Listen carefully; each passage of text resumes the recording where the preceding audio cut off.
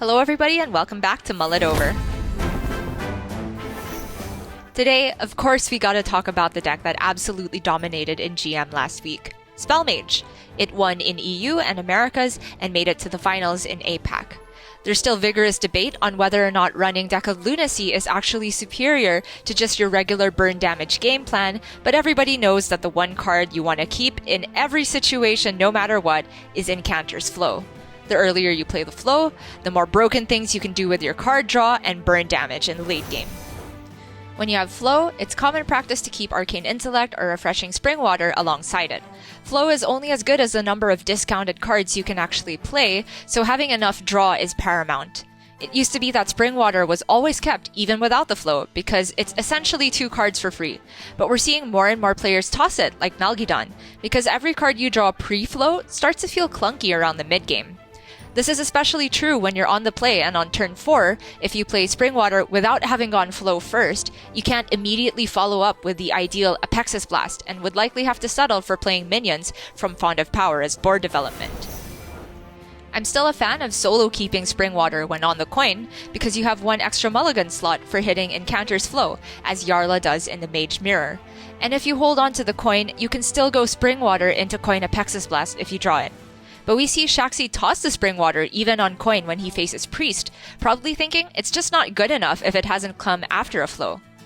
While it's true that you want maximum chances at discounting burn so you can play them all at once and outpace the healing from Priest, my instinct is to say this is a bit greedy.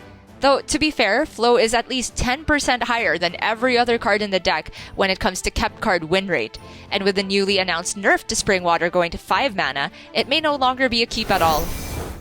As for the less than ideal but still decent cards, there's also some nuance to whether you keep and the timing of Primordial Studies and Font of Power.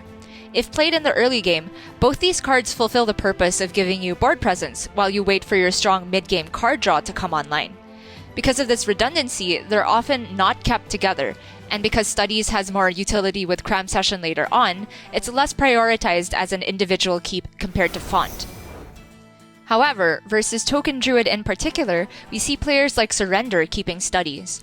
This is because spell damage minions in combination with Shooting Star and Combustion are very threatening to Token Druid, and when played early on, Druid's only answer to minions is Lunar Eclipse, which they generally do not keep in the mulligan.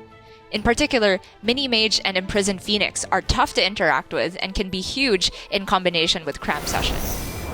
Another interesting Mage versus Token Druid mulligan is from Possessi, who tosses Combustion, Deck of Lunacy, and Font of Power on the coin.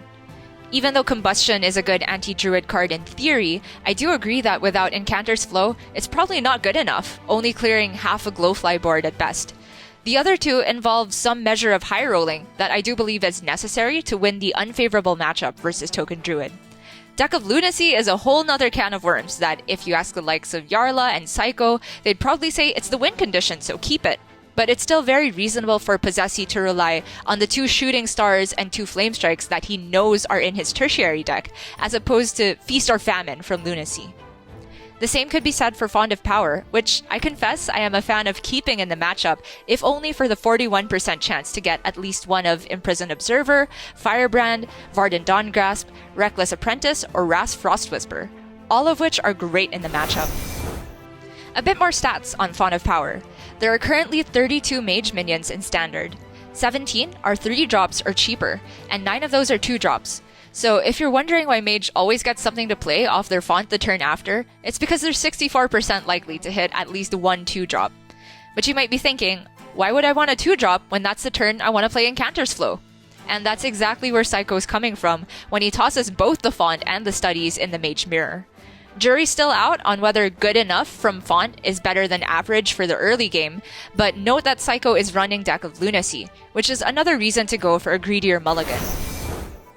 It's also worth noting that Font is a safer keep on the play, because on coin, you run the risk of hand space issues.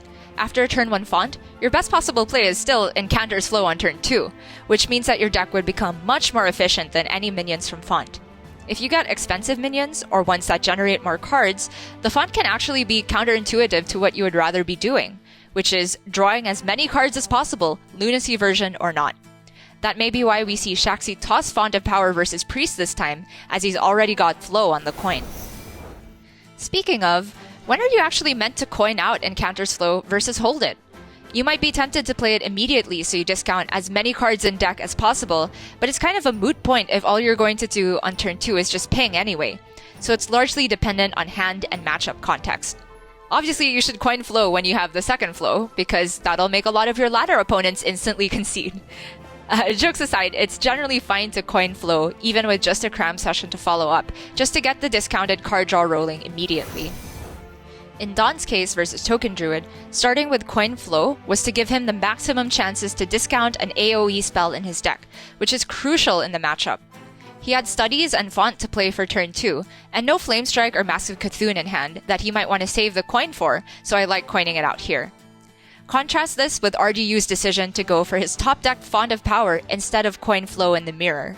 Even though he had a cram session to potentially follow Coin Flow, he has Apexis Blast in hand, which is absolutely premium to coin out on turn 4 in the mirror following his Refreshing Springwater. Playing Font of Power on 1 gives him a way to spend his mana now and on turn 3 while building up to that play, so this was a great situation to save the coin. We didn't get all that many different matchups in Specialist last week, but as a tip for ladder, I also keep Devolving Missiles versus Aggro Paladin and Brain Freeze versus Face Hunter. But be sure you don't just keep all removal with no proactive game plan, because you still need to burn them down at some point to win. And that's all for this week. Truthfully, Spellmage mulligans are relatively simple, and I'm not sure if the nerf to Refreshing Springwater is actually going to change that much, but here's hoping that the buffs will bring some new and spicy archetypes to LHS next week, and we get to discuss some new deck mulligans. See you next time.